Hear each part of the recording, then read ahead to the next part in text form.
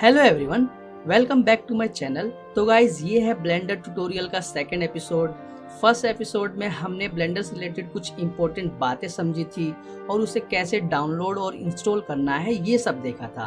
और अब हम सेकंड एपिसोड के साथ अपनी सीरीज को कंटिन्यू कर रहे हैं। अगर आपने फर्स्ट एपिसोड नहीं देखा है तो जाकर जरूर देखें, वीडियो का लिंक डिस्क्रिप्शन बॉक्स में दिया गया है।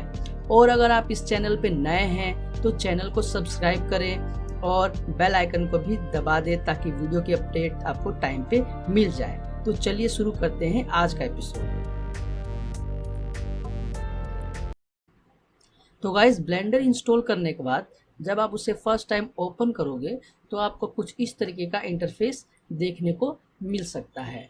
जिन लोगों ने पहले कभी 3D सॉफ्टवेयर यूज़ नहीं किया है या इस तरीके का कोई भी सॉफ्टवेयर यूज़ नहीं किया है, उनके लिए ये जो इंटरफेस है वो थोड़ा कॉम्प्लिकेटेड लग सकता है, बट ट्रस्ट मी, ब्लेंडर सीखना बहुत ही ईजी होने वाला है। तो सबसे पहले हम स्टार्ट करेंगे ब्लेंडर के 3D व्यू पोर्ट से।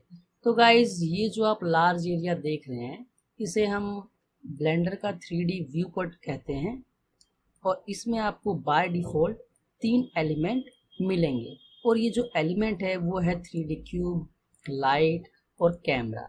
अब इनका यूज़ क्या है ये हम बाद में समझेंगे। सबसे पहले आप देखिए कि ये जो 3D व्यू पोर्ट है इसे ऑपरेट कैसे करना है। अगर आप माउस से यूज़ कर रहे हैं तो माउस में जो मिडल माउस बटन है उससे आप इसको जूम इन जूम आउट कर सकते हो। और मिडिल माउस बटन को क्लिक करके अगर माउस को मूव करोगे तो ये व्यू पोर्ट आपको मूव होता हुआ नज़र आएगा इस तरीके से। साथ ही अगर आपके पास माउस नहीं है और आप लैपटॉप यूज़ कर रहे हो तो आप क्या कर सकते हो, ये है हमारा गिज़मोस जिसमें आपको 3 एक्सिस दिखाई देंगे, एक्स वाई जेड, और किसी भी एक्सिस पे आप क्लिक करके आप इसको रोटेट कर सकते हो। अब आते हैं, यहाँ पे हमारे पास 4 बटन दिए हुए हैं और इनका यूज़ क्या है। देखिए, जो पहला ऑप्शन है, पहला बटन है, ये किस लिए है, इस पे आप क्लिक करेंगे और माउस को फॉरवर्ड या बैकवर्ड ले जाएंगे तो ये आपको 3D view port zoom in और जूम आउट होता हुआ दिखाई देगा।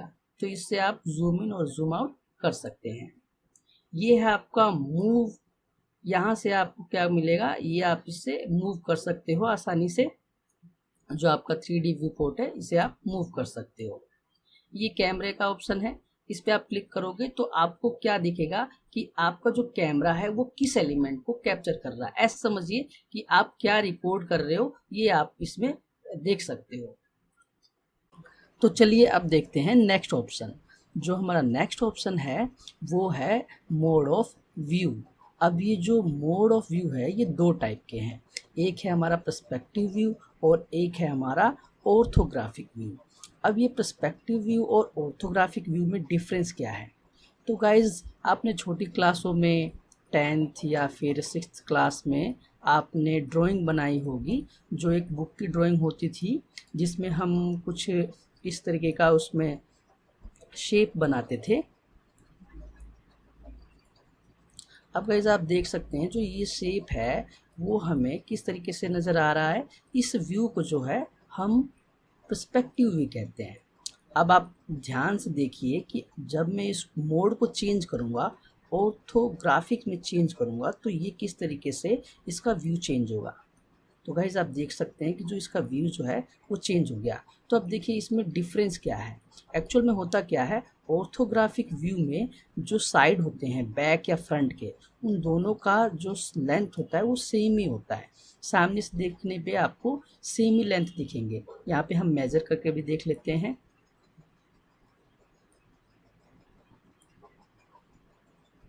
तो आप देख सकते हैं लगभग लगभग ये जो लेंथ है वो सेम है ऑर्थोग्राफिक व्यू में। अब इसी लेंथ को हम मेज़र करेंगे पर्सपेक्टिव व्यू में।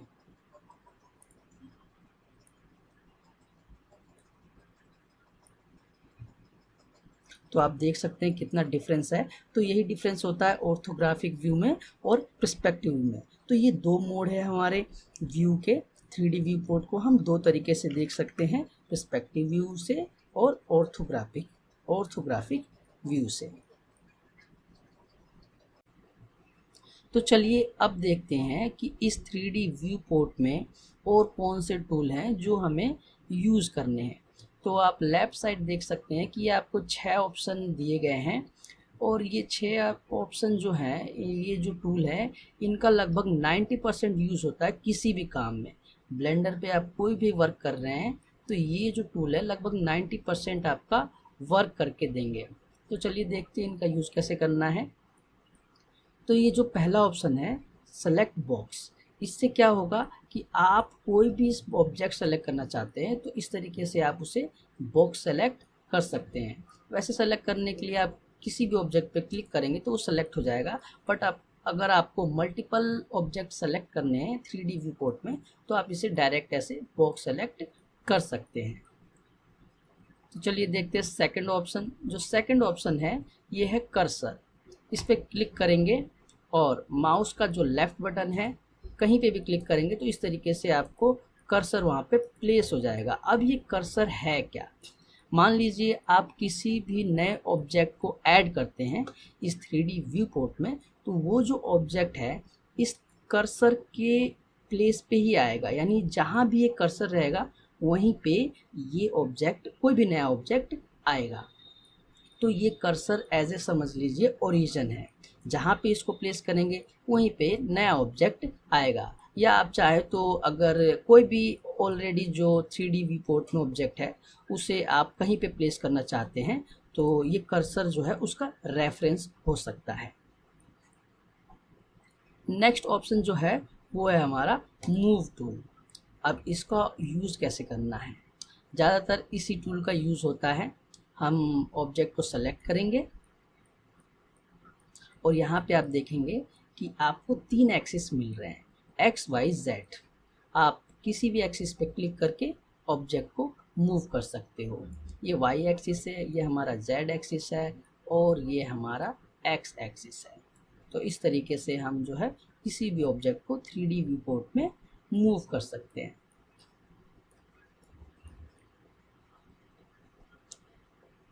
नेक्स्ट ऑप्शन जो है वो है हमारा रोटेट का।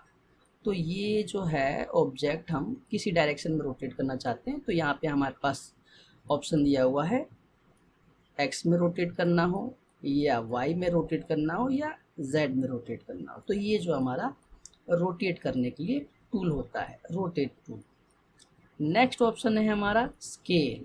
तो ऑब्जेक्ट को अगर आपको स्केल करना है, छोटा करना है, बड़ा करना है, तो इस ऑप्शन से आप उसको स्केल कर सकते हो। यहाँ पे ऑलरेडी 3 एक्सिस दिए हुए हैं कि आपको किस डायरेक्शन में इसको स्केल करना है, बड़ा करना है या छोटा करना है। तो अगर मैं वाई एक्सिस को स्केल अप करूँ या जेड एक्सिस को करूँ या एक्स एक्सिस को करूँ, तो ये आपको किस डायरेक्शन में स्केल करना है ये ऑप्शन देता है।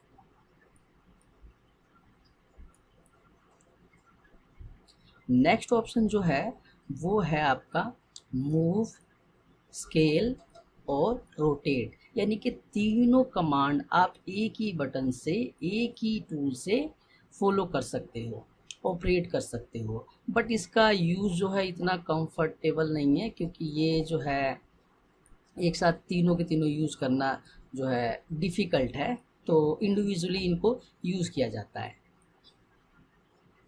नेक्स्ट ऑप्शन जो है ये एक तरह का मार्कर है। आपको कोई भी चीज़ नोटिस करनी हो या किसी को शो करनी हो या ट्यूटोरियल में यूज़ करना हो या ऑनलाइन क्लास में यूज़ करना हो तो इस मार्कर का आप यूज़ कर सकते हो। ये समझ लीजिए कि ये जो बोर्ड पे हम मार्कर यूज़ करते हैं उसी तरीके से ये भी वर्क करता है।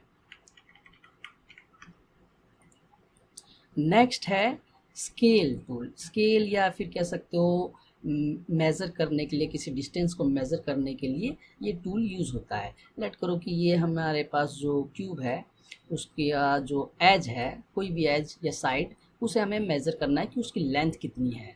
जो हमारी एसआई यूनिट होती है उसमें उसकी लेंथ कितनी है। तो इस तरीके से हम उसको क्लिक करेंगे और जहाँ तक उसकी लेंथ है वहाँ पे ड्रॉप करेंगे तो हमारे को उसकी लेंथ पता चल जाएगी। बट जिस डायरेक्शन से आप देख रहे हो उसी डायरेक्शन से उसकी लेंथ हमें पता चलेगी। तो गाइज ये सारे टूल आपको पता चलेगी किस तरीके से 3D व्यू पोर्ट में ये सब टूल यूज़ करना है। स्केल, रोटेट, मूव, कर्सर, तो ये सारे टूल जो हैं इंटरफेस पे आपके पास अवेलेबल हैं। बट अगर ब्लेंडर में आपको फास्टली वर्क करना है और अगर किसी भी प्रोजेक्ट पे आप वर्क कर रहे हैं और चाहते हैं कि ये वर्क जो है बहुत स्मूथ हो जाए और फास्ट वर्क करें, तो ये जो इंटरफेस पे जो टूल दिए हुए हैं इनका यूज़ करके आप इतना फास्ट वर्क नहीं कर सकते हो। तो जो वर्क करने का बेस्ट तरीका है वो तरीका है कि आप कीबोर्ड शॉर्टकट यूज़ करें। तो जो हमारे पास जितने भी टूल हैं ब्लेंडर में कस्टमाइज शॉर्टकट्स होते हैं जिनका आप यूज़ करके बहुत ही फास्ट वे में वर्क कर सकते हो। तो जो भी हमारे पास शॉर्टकट्स हैं, जो मेन टूल है उनके शॉर्टकट्स आपको स्क्रीन में अभी दिखेंगे और इन शॉर्टकट्स का यूज़ करके आप आसानी से और फास्टली वर्क कर सकते हो। तो चलिए डिस्कस करते हैं कुछ शॉर्टकट्स। तो मेन जो हमारे पास कमांड होती है वो 3 कमांड है। वो है हमारे पास मूव, रोटेट और स्केल। तो गाइज मूव करने के लिए कोई भी ऑब्जेक्ट है, लेट कि हमने इसको सेलेक्ट किया इस बॉक्स को और इसे हमें मूव करना है। तो मूव करने के लिए हम यहाँ इंटरफेस पे नहीं क्लिक करेंगे, हम क्या करेंगे, जी दबाएंगे कीबोर्ड में, जी फॉर ग्रैब। आप इसे कहीं पे भी मूव कर सकते हो 3D व्यू बोर्ड में। जस्ट क्या करना है, जी दबाना है। ओके, तो ग्रैब मतलब मूव, तो आप इस ऑब्जेक्ट को सिंपली मूव कर सकते हो जी दबा के। नेक्स्ट है रोटेट। रोटेट करने के लिए सिंपली आप कीबोर्ड में आर दबाओगे तो आप इसे जिस डायरेक्शन में आप देख रहे हो इस ऑब्जेक्ट को उस डायरेक्शन में आप इसे रोटेट कर सकते हो, आर फॉर रोटेट।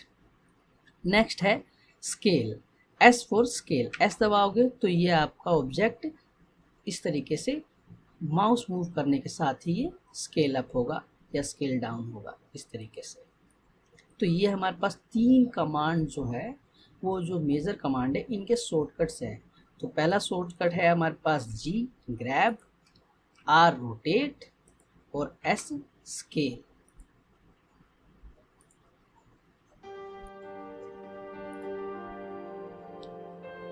तो गाइज आज के एपिसोड में इतना ही, बाकी की चीज़ें हम नेक्स्ट एपिसोड में डिस्कस करेंगे। और आपको ये वीडियो कैसा लगा हमें कमेंट सेक्शन में ज़रूर बताएं। अच्छा लगा तो लाइक करें और अच्छा नहीं लगा तो डिसलाइक करें, बट कमेंट सेक्शन में ज़रूर बताएं कि आपको ये वीडियो कैसा लगा। इस वीडियो में अगर कोई और इम्प्रूवमेंट की ज़रूरत है मैं ज़रूर करूँगा। और मिलते हैं नेक्स्ट वीडियो में।